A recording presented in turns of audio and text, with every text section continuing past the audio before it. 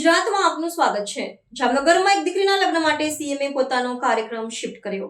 ગુજરાતના મુખ્યમંત્રી ભૂપેન્દ્ર પટેલની સંવેદનશીલતા દર્શાવતી એક અનોખી ઘટના જામનગરમાં સમાવી છે, જ્યાં 24 નવેમ્બરના રોજ જામનગરના ટાઉન હોલ ખાતે મુખ્યમંત્રીનો સરકારી કાર્યક્રમ નિર્ધારિત હતો, પરંતુ તેના એક દિવસ પહેલા એટલે કે 23 નવેમ્બરના રોજ એ જ સ્થળે પરમાર પરિવારની દીકરીના લગ્ન હોવાથી સુરક્ષા અને બંદોબસ્તના કારણે લગ્ન વિધિમાં અવરોધ ઊભો થવાની ચિંતા પરિવારને સતાવી રહી હતી।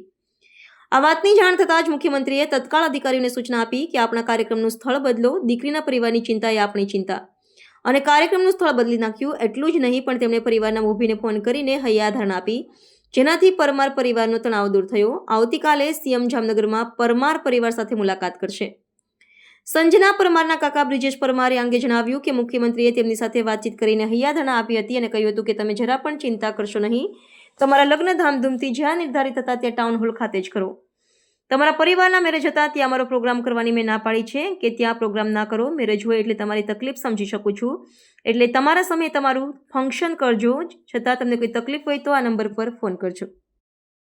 હલો હાલો હા મેં કહ્યું તમારા મેરેજ હતા, અમારે ત્યાં આ લોકો પ્રોગ્રામ કરવાનું કહેતા હા, હતા, પણ અમે ટાઉન ના હોલમાં. પાડી છે કે ભાઈ એવું નહીં કરો, તમે મેરેજ ઓકે. હોય એટલે બધાની આપની મુશ્કેલી હું સમજી શકું। ના ના મેં કહ્યું ચોક્કસ બીજો સાહેબ. હોલ મળે તો તમારો, એટલે તમારા સમયે તમારે કરજો જ ત્યાં, અમે ઓકે, ના અહીંયાથી ના પાડી દીધી છે। ના ના ચોક્કસ સાહેબ, હા થેન્ક યુ સર, આટલું તમે આભાર।